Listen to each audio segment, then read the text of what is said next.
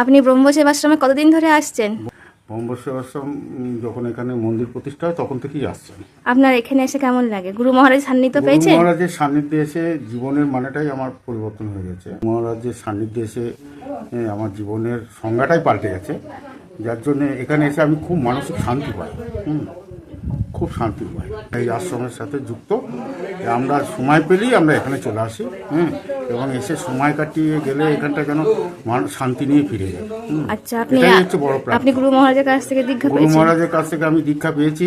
অনেক অনুরোধ করার পর গুরু মহারাজের দয়ায় আমাদের গোটা পরিবার আমরা গুরু মহারাজের কাছে দীক্ষা পেয়েছি, এবং খুব এখন বুঝতে পারি, এখন যারা দীক্ষার জন্য হন্যে ঘুরে বেড়াচ্ছে পাচ্ছে না, গুরু মহারাজ তাদেরকে দীক্ষা কাউকেই দিচ্ছেন না।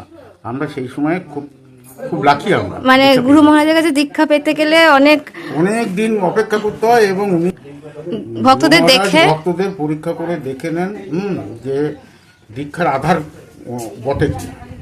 দীক্ষা তো সবাইকে উনি দেন না, যদি দেখেন যে না এই আধার আছে তবে উনি দীক্ষা দেন। সেই জায়গায় দাঁড়িয়ে যা ওনার কৃপায় আমরা দীক্ষা পেয়েছি।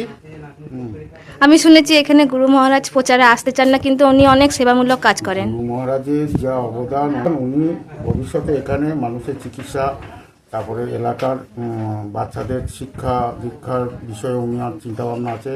তারপরে এলাকার দুস্থ মানুষের চিকিৎসা, তারপরে এখানে গ্রামীণ অর্থনীতির যে মানুষের দুর্দশা কীভাবে উন্নতি করা যায় সেইগুলো উনি মাঝে মধ্যে বলেন। আস্তে আস্তে উনি করবেন। আমি শুনেছি যে এখানে তিনি ফ্রি কোচিং ক্লাসও শুরু করে দিয়েছেন। হ্যাঁ, ফ্রি কোচিং ক্লাসও করাচ্ছেন, এবং এখানে পশু চিকিৎসার সেন্টারও করার আমার ইচ্ছা আছে।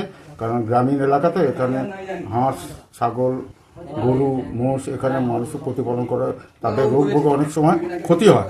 সেই জায়গাটায় দাঁড়িয়ে উনি এখানে বছরে 2-1 বার উনি এখানে ক্যাম্প করান, তাদের গবাদি পশুর ভ্যাকসিন এগুলো দেওয়ান। তারপরে আস্তে আস্তে উনি এখানে আমাদের যখন মন্দিরটা পুরো তৈরি হবে উনি ডাক্তারপত্র বসাবেন, যে এখানে মানুষের বিনামূল্যে চিকিৎসা করাবে। এর আগেও আমি শুনলাম এখানে রক্তদান শিবিরের একটা আয়োজন করা হয়েছিল, তখন আমি ছিলাম না, ওইটা আমি বিষয় বলতে পারবো না। আচ্ছা, অনেক ধন্যবাদ আপনাকে। ঠিক আছে। জয় গুরু। জয় গুরু।